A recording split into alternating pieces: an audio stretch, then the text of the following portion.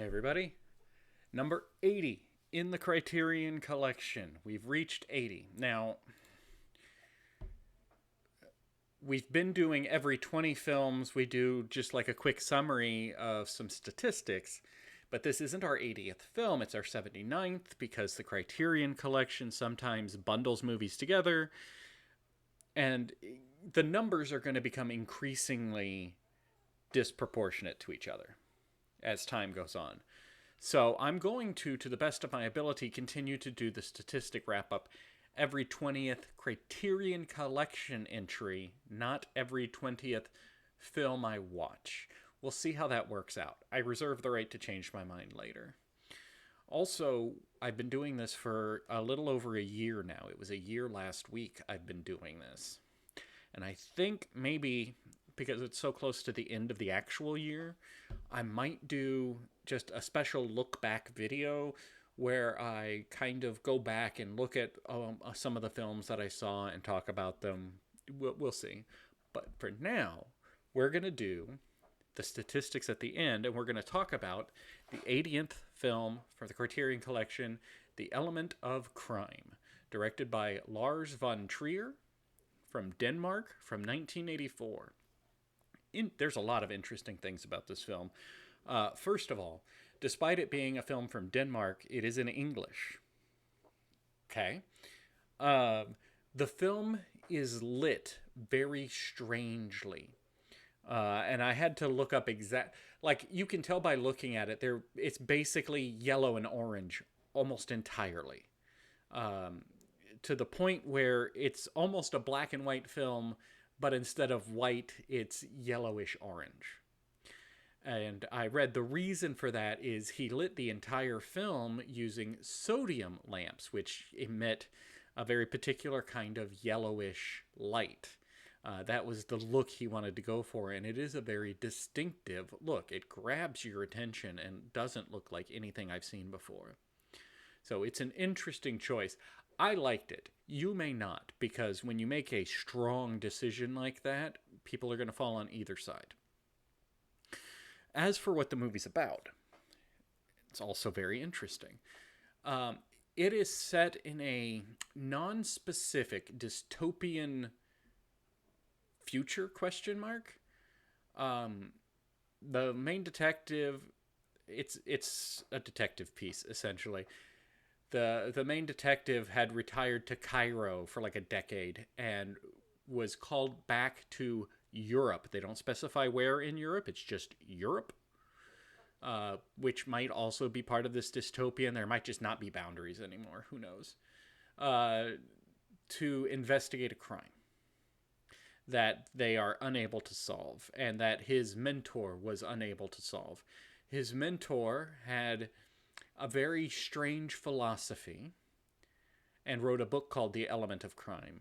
The philosophy is essentially that and believe me, I am vastly simplifying for the point of getting the plot description out. But the philosophy is essentially that in order to understand the mind of a criminal, you must yourself learn to think as a criminal. So they figure out who they believe is committing the crimes, but they can't find the guy.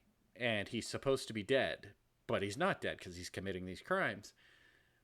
But they at least know a little bit about him, and so the main detective does his best to like emulate the guy's life to get inside his head. So that's kind of, I'm not going to spoil anything more than that. It kind of reminded me of the TV show Hannibal, which very much dealt with, Hannibal Lecter trying to turn this young into a protege of his by getting him inside the minds of criminals until he himself became a criminal. It very much felt a bit like that, but this film obviously came way before that. It is a very interesting film. I quite enjoyed it. Should you watch it? That's going to be up to you, man. I can't. Like I said, when the director makes strong choices, and pretty much everything here is a strong choice, You can't be indifferent. I don't think it's possible to watch this movie and go, yeah, that was a movie. You're either going to like it or you're going to dislike it. And you're going to have very good reasons for either one of those. And it's art. You're going to be right. If you don't like a thing, you're right. And if you like a thing, you're right. That's how art works. You can't be subjective and say, no, this is definitely a good film, and if you don't like it, you're wrong. That's silly.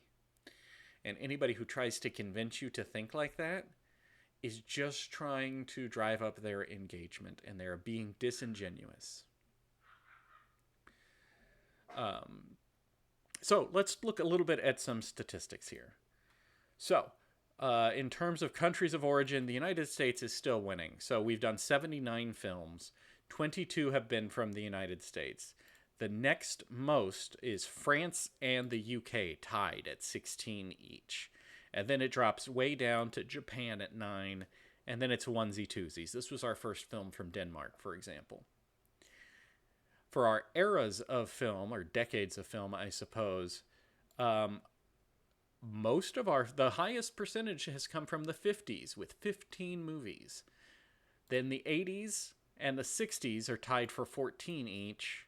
Then the 70s at 10, and then it drops into single digits. We still haven't seen anything from the 2000s or the 2010s, although they are in this collection. They're just further down. The earliest ones we have 2 from the 1920s. Directors is getting unwieldy because most of the directors we only see once. And in fact, because we had a collection of short films starring W.C. Fields, I have 5 directors that are in here with 0.2 of a credit to their name. So my method for determining films directed is a little silly.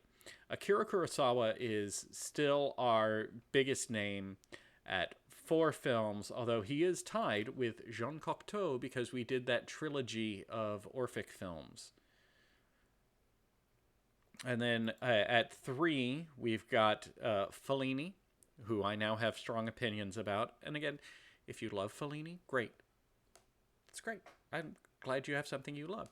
His style doesn't appeal to me personally, and it's for personal reasons. I know what those are. I prefer a strong narrative. He prefers character-focused.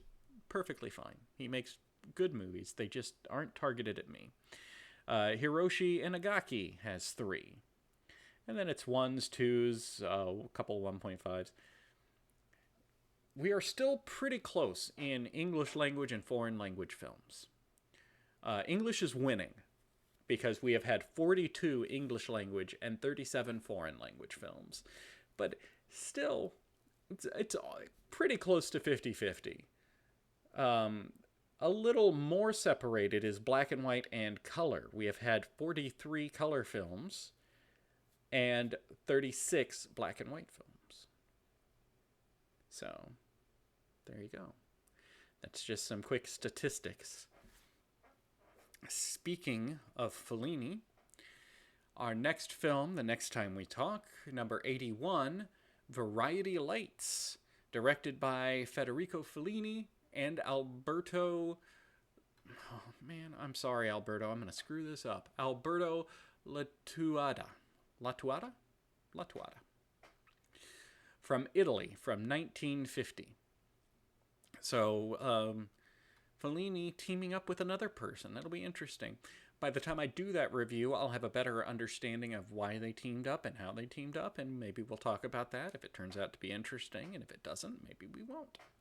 I'm not here to bore you. I'm trying to share some interesting insights on my journey here.